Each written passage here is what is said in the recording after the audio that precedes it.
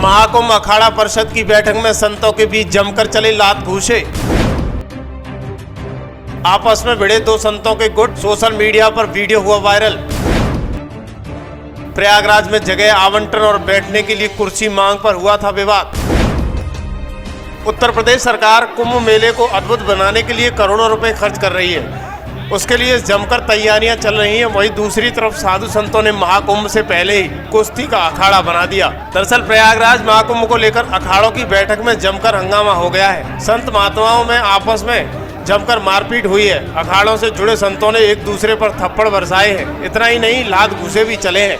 महाकुंभ का मेला प्राधिकरण के अखाड़ों की बैठक कार्यालय में होनी थी।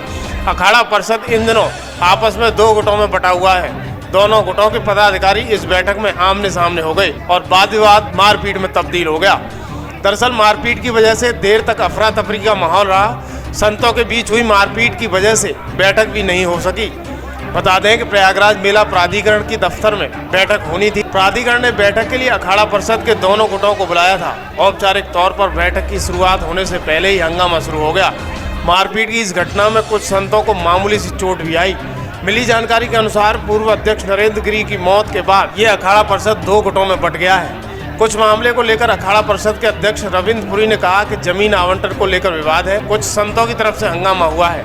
महाकुंभ के लिए जमीन आवंटन को लेकर संत आपस में भिड़े हैं। दोनों गुटों को बैठक। वहीं राजेंद्र दास का आरोप था कि फर्जी लोगों को कुर्सी पर बिठाया गया है। बैठने के लिए कुर्सी मांगी तो विवाद शुरू हो गया। वहीं दूसरे पक्ष ने किसी प्रकार का विवाद होने से इनकार कर दिया है। मेला अधिकारी के साथ जूना, निरंजनी और अग्नि संतों ने गंगा पार जाकर जमीन का निरीक्षण किया। वे प्रशासन की तैयारियों से संतुष्ट नजर आए। कुंभ मेला अधिकारी विजय किरण आनंद का कहना था कि 8 अखाड़ों को जमीन दिखाई गई थी।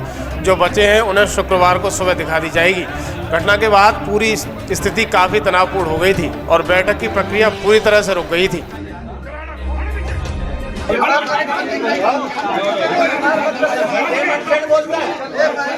जमीन का विवाद, जमीन के कोई विवाद नहीं था। बैठने उठने विवाद था। बैठने उठने को लेकर हाँ, व्यवस्था नहीं था। दो गुटों के बीच में हो गया। वो राजेंद्र दास जी निर्मोही के हैं और दूसरे कौन है? अब दूसरे में है हरिगिरी जी और प्रेम। क्या बात क्यों आई? तो राजेंद्र दास खड़े थे, वो लोग बदतमीजी करने लगा। यही मेन चीज था। पुराना विवाद है क्या? हाँ, पुराना था। क्या विवाद है? पुराने हम नहीं बता पाएंगे। दो गुटों जो आगे है, आप लोगों का स्टैंड रहेगा? क्योंकि नहीं, हम लोगों की स्टैंड है कि शांति से मेला हो, मगर ये दुर्व्यवहार जो हुआ ये ना हो। कानूनी कार्रवाई होगी। महाराज जी किसके साथ दुर्व्यवहार?